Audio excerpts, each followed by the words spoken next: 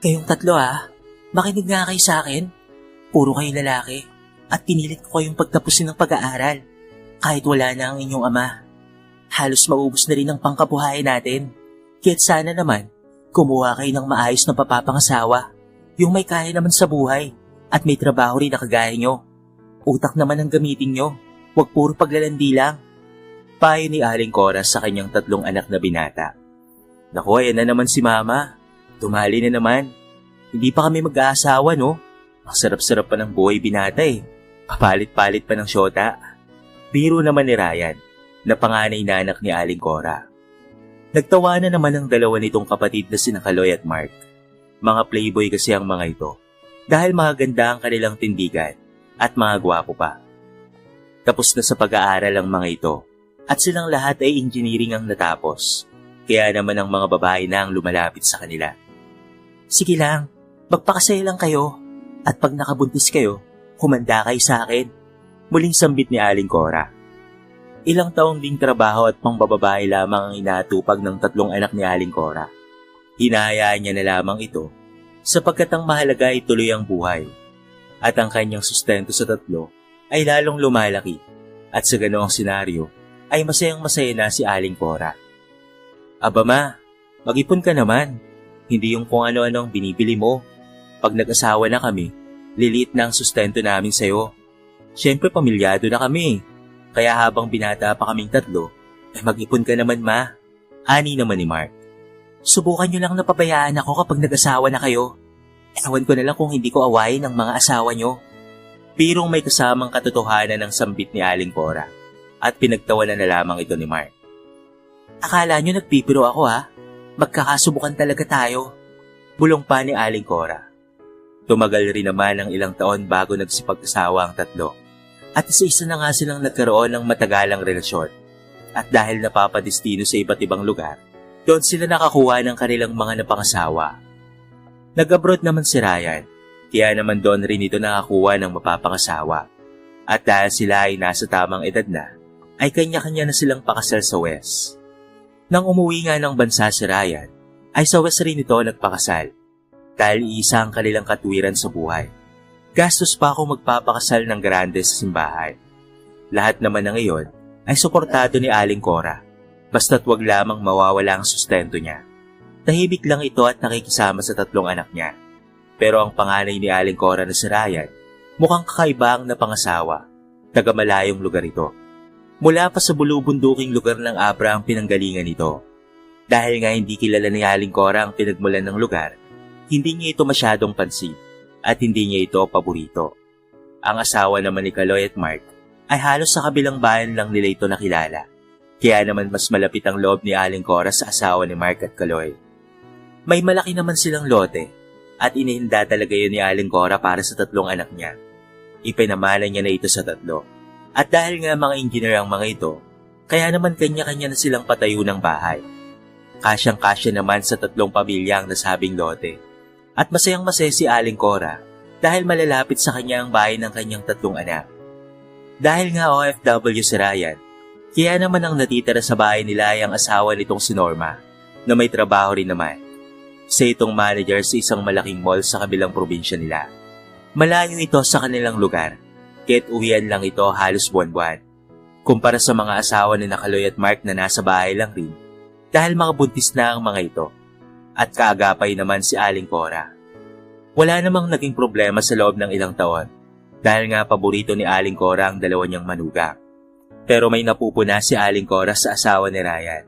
Ang tingin ni Aling Cora ay hindi gumaganda ang kabuhayan ng 2. Gayong OFW naman ang anak niyang si Ryan, at may trabaho rin naman si Norma. Ryan, anong nangyayari sa kabuhayan niyo ni Norma? Bakit parang napag-iwan na kayo ng 2 mong kapatid? Nakikita ko na nagpupursige si Kaloy at si Mark. Gumaganda ang kabuhayan nila at lalong lumalaki ang kanilang bahay. Samantalang kayong 2 ni Norma, umiidad na kayo pero hindi pa rin kayo nagkakaanak. Tapos ang bahay niyo ay napakasimple lang. May problema ba, Ryan? O nagsusuporta sa kanyang pamilya itong asawa mo? Ano ang totoo Ano ang dapat kong malaman? Saad ni Aling Cora nang magbakasyon si Ryan sa Pilipinas. Ma, hindi naman sa ganun. Mali po ang iniisip mo. Malaki ang ipon namin sa bangko at yun ang gusto ko kay Norma. Hindi siya kagaya ng ibang misis. Naluho ang inuuna. Ipon siya ng ipon, ma. Siguro ganun talaga ang mga taga-Abra. At una ko palang pagkakilala sa kanya, alagang-alaga niya ako. At kahit kailan, ay hindi kami kinapos ng pera. Hindi kagaya ni Kaloy at Mark, na kung alam mo lang, ma, nangungutang sa akin ang mga yan para lang may maibigay sa'yo. Kasi nagagalit ka daw pag walang sustento eh. 2,000 na po ang nakukuha nila kay Norma. Saad naman ni Ryan. Siguraduhin mong hindi mo pinagtatakpan ng asawa mo, Ryan, ha? Dahil pag nalaman kong nauubos ang mga kinikita mo sa abroad, na halos 5 taon ka na dyan, at kapag nalaman ko na sinusuportahan mo lang ang pamilya niya, hindi tayo magkakasundo, tandaan mo yan. Wika ni Aling Cora. Tama nga si Ryan. Dahil nang nagkataong na aksidente ang anak ni Mark, agad na tumulong ang asawa ni Ryan at siya ang nagbayad ng hospital bill ng mga ito. At natuwa naman si Ryan dahil maaasahan talaga ang kanyang asawa pagdating sa mga emergency. Nagpasalamat naman si Mark dahil lagi nilang takbuhan ang asawa ng kanilang kuya Ryan na walang iba kung hindi si Norma. Pero hindi pa rin bilib si Aling Cora kay Norma. Mainit pa rin ang dugo niya rito. Kahit pa nag-aabot ito sa kanya buwan-buwan. Dahil para sa kanya, napakasimple ng pamumuhay ng dalawa at ang pakiramdam ni Aling Cora ay mayroon talagang mali. Dahil may edad na nga si Ryan, laging nakikialam si Aling Cora at sinasabi kay Norma na baka pwedeng pauwi na ang kanyang anak at nang magkaroon naman sila ng kahit isang anak man lang para hindi naman nakakaawa si Ryan pagdating ng panahon. Aba naman, Norma, baka naman pwedeng pagbakasyonin mo naman ang anak ko. Pauwiin mo na lamang ng Pilipinas ang anak ko. Marami naman na kayong ipon, hindi ba? Baka pwedeng pauwiin mo na siya. Pagtanda nyo, walang mag-aalaga sa inyo. Huwag niyong asahan ang mga anak ni Kaloy at pati na rin ni Mark dahil iba na ang mga kabataan ngayon. Pauwiin mo na si Ryan at magnegosyo na lamang kayo rito. Malawak pa naman ang lote nyo. Kayang-kaya niyong magtindahan o kung ano pa man para lamang hindi na umalis ang asawa mo ng bansa. Saad ni Aling Cora. Ma, huwag po kayong mag-alala. Napag-usapan na po namin yan ni Ryan. Baka po sa mga sumunod na taon ay bumalik na po siya ng Pilipinas. At sa Inay, huwag po kayong mag-alala sa amin. Ako po ay may mga pinag-aaral ng mga pamangkin. At sila po ay ulila na. Hindi naman po nila kami pababayaan. Yun po ang aming kinalakihan sa aming pamilya. Tulong-tulong po kami. At yan po ang pinagmamalaki ng angka namin. Pag po may matatanda na sa aming lahi, tulong-tulong po ang mga kamag-anak ko. Lalong-lalo na po ang aming mga pamangkin. Kaya wag po kayong mag-alala sa amin ni Ryan. Sagot naman ni Norma. Dahil doon ay tumaas ang kilay ni Aling Cora at parang hindi niya nagustuhan ang sagot ni Norma. Dahil nga hindi niya nauunawaan ang mga saling lahi o kinalakihan sa ibang probinsya, kaya naman agad na ipinarating ni Aling Cora kay Ryan ang tinura ng asawa nitong si Norma. Sinabi naman ni Ryan na totoo iyon dahil nakatagal din sila ng ilang buwan sa bahay ni Norma at nakita nila ang pagkakaisa ng pamilya nila. Pinatotohanan ni Ryan ang lahat at totoo at may mga kaugalian silang ganoon. Hindi nila pinapabayaan ang kanilang mga kamag-anak. Puro tapos ito ng pag-aaral at nagtutulungan sila. Pero halakhak lamang ang isinukli ni Aling Cora. Pinagtawanan niya ang ganoong pag-uugali ni Norma. Lalong bumaba ang tingin nito kay Norma at tinawag pang tribo ang angka ni Norma at iniisip na salat sa buhay ang angka nito. Inip na si Aling Cora sa pagbabalik ni Ryan. Subalit ayaw pa rin ni Ryan na bumalik ng Pilipinas. Iniisip niyang sayang ang kinikita ni Ryan. Gayong napupunta lang rin naman sa pagpapaaral sa ibang tao. Kaya naman mas lalong nagalit si Aling Cora kay Norma. Ito ang sinisisi sa hindi pag-uwi ni Ryan. Nakagustuhan naman mismo ng kanyang anak ang pananatili sa ibang bansa at walang kinalaman si Norma dito. Napakasakit mo naman sa pera, Norma. Ilang taon na si Ryan doon. Nag-aalala na ako. Talaga bang hindi ka titigil sa kakaipon? Sino bang makikinabang yan? Ang anak ko o ang pamilya mo? Baka naman may mga iba ka pang pinapaaral na dukha sa inyong angkan, ha? Alam ko namang hindi ka mayaman at saka matuto ka namang makisama. Gusto na naming pauwiin si Ryan sa amin. Maging ang dalawa niyang kapatid, nagtatanong na rin kung ano ba talaga ang gusto mong palabasin, ha? Gatasan lang ba ang tingin mo sa anak ko? Tatapatin na kita, Norma. Hindi kita gusto para sa anak ko. Bakit ba kasi ikaw pang napangasawa ng anak ko? Inis na sambit ni Aling Cora. Teka lang po, ma. Dahan-dahan po kayo sa pagsasalita. Ito po ang bank account ng anak nyo at ito naman po ang bank account ko. Gusto ko pong malaman ninyo na ang lahat po ng kinikita ng asawa ko ay nakabukod sa kinikita ko. Ma, ako po ay manager at malaki rin po ang sahod ko at hindi ko po kailangan galawin ang pera ng anak nyo. May pinag-iipunan po kasi si Ryan. Gusto po niyang bumili ng mga lupain at palalagyan daw po niya yun ng apartment. Tinatapos lang po niya ang kontrata niya at uuwi na po siya ng Pilipinas. At ma, gusto ko lang rin pong ipaalam sa inyo na hindi ko po kailangan ng pera para magpaaral ng aking mga kamag-anak. Kahit po ganyan ang aming patakaran sa aming pamilya, kahit kailan po ay hindi po kami humingi ng pera kahit kanino. Dahan-dahan lang po sana kayo sa pananalita. Sad naman ni Norma. Lalo namang nag-init ang ulo ni Aling Cora at lalo itong nawalan ng gana kay Norma. Dahil siya ay nasa kanyang lugar, kaya naman ipinamilita niya sa kanyang mga kamag-anak ang style ng pamumuhay ni Norma. Ang dalawa naman na si Mark at Kaloy na walang utang na loob ay minamasama na rin nila si Norma dahil ang kuya nila ay hindi na umuwi ng Pilipinas. Hanggang sa kung ano-ano na ang mga naririnig ni Norma na masasakit na salita galing sa mga partido ni Ryan. Kaya naman para makaiwas sa gulo, napilitan si Norma na hindi muna umuwi sa kanilang bahay. At ito ay pinatira naman sa isang magandang bahay ng kanilang boss. Dahil nga branch manager si Norma, kaya libre ang bahay nito at pati na rin sasakyan. Alam naman ito ni Ryan at walang naging problema sa kanilang mag-asawa. Hanggang sa ipinamalita nga ni Aling Cora na meron raw itong kabit na lalaki at may kinakasama na. Pinamalita pa nito na kabit ito ng kanyang boss kasi binahay na daw at libre pa ang sasakyan. Nakarating ito kay Norma, kaya naman napaluhan na lamang itong tumawag kay Ryan at sinabi ang lahat ng problema. Galit na galit si Ryan at nagdamdam sa kanyang mga kapatid at ina. Kaya naman itinigil na nito ang kanyang suporta sa kanyang ina na lalo namang ikinagalit ni Aling Cora. Bakit mo itinigil ang pagpapadala sa ATM ko, ha, Ryan? Siguro pinagbawalan ka na ni Norma, no? Anong klase kang anak? Ano ba talaga ang pinakain sa'yo ng Norma na yan? Siguro mangkukulam yan. Kasi Ilocana. Kaya siguro ginagawan ka ng kung ano-anong orasyon para sumunod ka sa kanya. Pagalit na sambit na wika ni Aling Cora nang tinawagan nito si Ryan.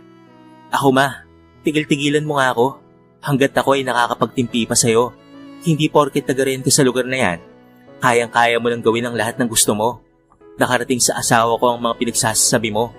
Tama ba naman na ipagbida mo nakabit siya ng kanyang boss dahil ipinatira siya sa bahay at libre pa ang kanyang sasakyan? Baka pumapahiya ka ma. Hindi mo alam ang sitwasyon. Branch manager ang asawa ko sa isang malaking mall. Libre ang bahay at sasakyan nila at nakakaya sa boss niyang babae. Ipinamalita mo sa kanila na ibinahay ang asawa ko kahit babae ang boss ng asawa ko ma. At sabihin mo dyan kay Mark at Kaloy, mga wala silang utang na loob. Ang utang nila sa akin ay 100,000. At kapag merong emergency, kay Norma sila lumalapit. Si Norma ang nagbabayad ng mga hospital bill at wala nang bayarang nangyayari pa. At ikaw ma, pati ang sustento sa'yo ng mga kapatid ko, sa amin galing ni Norma. Dahil wala silang kapera-pera. Pero may narinig ba sila sa akin na sumbat? Anong klaseng pamilya kayo? Pera-pera na lang ba ma? Tumatanda ka na, tandaan mo yan. Baka dumating ang araw na magsolo ka na lamang sa buhay. Ayaw kong manumbat sa'yo ma, o ayaw kong magsalita ng masasakit na salita sa'yo. Pero sumusobra ka na po. Hindi naman malaman ni Aling Cora ang kanyang gagawin dahil hindi na sumusunod sa kanya si Ryan. At malaki ang nawala sa kanya dahil 20,000 rin ang pinapadala ni Ryan sa kanyang ATM. Ngayon ay ilang buwan nang walang dumarating sa kanya. Dahil wala rin namang naibibigay sa kanyang pera ang kanyang 2 anak na kanyang pinagmamalaki. Hindi naman niya makausap si Norma dahil nga hindi na roon tumitira sa bahay na ipinagawa ni Ryan. Mula nang nangyari iyon at mula nang siraan nila si Norma, ay lumayo na talaga ang loob ni Ryan sa kanyang 2 kapatid at pati na rin sa kanyang ina. Nabalitaan na lamang ni Aling Cora na ibinibenta na nito ang lupa't bahay na kanyang ipinagawa at nabili na ito ng kanilang kamag-anak. Nagulat na lamang si Aling Cora nang may iba na palang nagmamay-ari at lalo itong nagwala sa galit at sinugod nito si Norma sa kanyang trabaho. Halos mapahiya si Norma sa ginawa ni Aling Cora dahil kahit tinawag siya at kinausap na lihim sa isang tabi, napakalakas pa rin ang boses nito at hindi ito nagustuhan ng management ng mall. Kaya sa pangyayaring iyon, bawal nang lumapit si Aling Cora sa mall. Kaya naman nang makarating ito kay Ryan, ay nadagdagan na naman ang hinanakit nito sa kanyang ina. Kaya't nagpasya na lamang si Ryan na bumalik na ng Pilipinas. Patuloy ang pagwawala ni Aling Cora at kung ano-anong masasakit na salita ang pinapakalat nito patungkol kay Norma.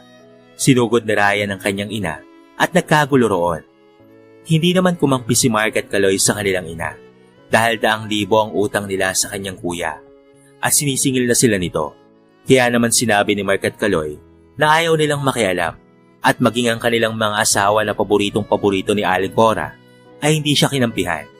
Kaya naman galit na galit ang ginang at araw-araw na lamang itong galit sa kanyang 3 anak at nadamay na ang lahat. Maging ang mga kamag-anak nilang may utang kay Ryan ay kay Ryan rin kumampi. Ayaw rin ng mga asawa ni Mark at Kaloy ng magulong buhay sapagkat lagi na lamang may kaaway si Aling Cora dahil sa kakabunganga nito at walang tigil na pangangaway sa araw-araw. Kaya naman gumaya si Mark at Kaloy sa kanilang kuya at ibinenta na rin nila ang kanilang lupa't bahay na namana at binili naman ito ng kanilang mga kamag-anak. Isang umaga ay nagulat na lamang si Aling Cora sapagkat parehong naghahakot na ang 2 niyang anak na sina Mark at Kaloy at lilipat na rin sa ibang lugar na malayo sa kanilang bayan. Kaya ngayon ay solo nang namumuhay si Aling Cora at ang kanyang mga paboritong manugang ay wala na rin sa tabi niya at wala na siyang aasahan pa kay Kaloy at Mark. Hindi naman ito tumigil sa pagpunta sa bahay ni Ryan at sinabi nitong paano siya ngayong solo na lamang siya sa buhay. Sinagot naman ito ni Ryan na kung hindi dahil sa kanyang ugali ay baka kumpleto pa ang kanyang mga anak. Pero hindi na ito maunawaan ni Aling Cora at laging ang kanyang katuwiran ay siya ang tama at mali ang kanyang 3 mga anak. Dahil sa walang tigil na pagpunta ni Aling Cora sa bahay ni Ryan, walang nagawa si Ryan kahit pasabihin na naaawa siya sa kanyang ina. Nagpalipat ng destinasyon si Norma at sa lungsod ng Baguio na sila nanirahan. Dahil nga may branch doon ang kanilang mall, kaya naman si Norma pa rin ang nag-manage ng branch nila sa Baguio. At si Ryan naman ay nagnegosyo ng buy and sell at lalong gumanda ang pamumuhay ng mag-asawa. Lumuluha naman sa gabi si Aling Cora dahil isinisis niya ang lahat kay Norma. Ang lahat-lahat ng nangyari sa buhay nilang mag-ina na kung hindi daw dahil kay Norma, hindi magkakaganon ang buhay nila. Isang araw ay nagulat na lamang ang lahat ng mga kamag-anak ni Ryan nang malathala sa mga pahayagan at sa online na napakayaman pala ng pamilya ni Norma at hindi lamang siya simpleng branch manager. Isa rin pala siya sa mga nagmamay-ari nito at dahil doon ay napahiya si Aling Cora. Ang pera palang ginagamit nito sa pagpapaaral sa kanyang mga pamangkin ay ang perang minanapan niya sa kanyang mga magulang. Siya lamang ang nagpapaaral sa mga ito sapagkat uli lang lubos na ang kanyang mga pamangkin. Ate Cora, yun palang manugang mong si Norma? Napakayaman pala at isa pala siya sa may-ari ng mall. Bakit sabi mo sa amin noon na si Norma ang pinakamahirap mong manugang? Minamaliit mo pa nga yung tao, di ba? Naku, yari ka ngayon. Kaya pala hindi sila yumayaman sa panlabas na nyo, ay magaling palang mag-ipon ng pera si Norma at hindi ito kagaya ng asawa ni Mark at Kaloy na walang alam kung hindi ang manganak ng manganak lang. Paano ka ngayon yan, Ate Cora? Ang minamaliit mong manugang ay milyonarya pala. At nasaan na pala ngayon ang 2 mong paboritong manugang, Aber? Bakit ka nila iniwan? Nakakaawa ka naman, Ate Cora. Dahil sa ugali mo, ay nagkaganyan ang pamilya mo. Lalo na ikaw. Nagkaganyan ka dahil sa pag-uugali mo. Ikaw rin ang dapat sisihin. Masyado ka kasing sakim eh. Sad naman ang kamag-anak ni Aling Cora. Napatungo na lamang sa iya si Aling Cora. At tama nga ang sinabi ng kanyang mga kamag-anak. Ngayon ay nagsosolo na siya at nawala na ang kanyang 3 mga anak. Tinatawagan niyang pilit si Mark at Kaloy pero pinapatay na siya nito ng telepono dahil na rin sa sama ng loob ng mga ito sa kanya.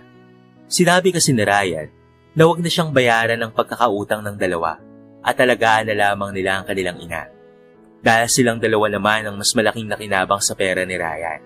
Pero ayaw ng 2 kapatid niya na sina Mark at Kaloy, maging ang kanilang 2 asawa, ay ayaw ding tulungan si Aling Cora. Kaya naman ngayon ay unti-unti siyang tumatanda na mag-isa. Sinabi naman ni Norma na hindi naman siya papayag na maging mag-isa na lamang ang kanyang biyanan. Nangako naman ito na kapag hindi na nito kaya, ay kukuha niya ito ng caregiver o private nurse at hindi niya ito pababayaan hanggang suling buhay nito. Kaya naman lalong minahal ni Ryan si Norma at lalo silang nagsumikap sa buhay para marami silang matulungan pa. Isang magandang biyaya nga ng Diyos ang nangyari sa kanilang mag-asawa dahil kahit menopause baby ay nagkaroon pa sila ng anak. Kay sarap ng buhay nila kasama ang kanilang anak na babae at punong-puno sila ng kasaganaan, katulong ang angka ni Norma. Halos nakakapagtrabaho sila ng ayos dahil sa napakaraming nagmamahal sa anak nila. Tuturuan rin nila ang kanilang anak na ituloy ang kanilang kinaugalian at ito ay ang pagtulong sa mga mahirap at sa mga kadugong walang kayamanan sa buhay.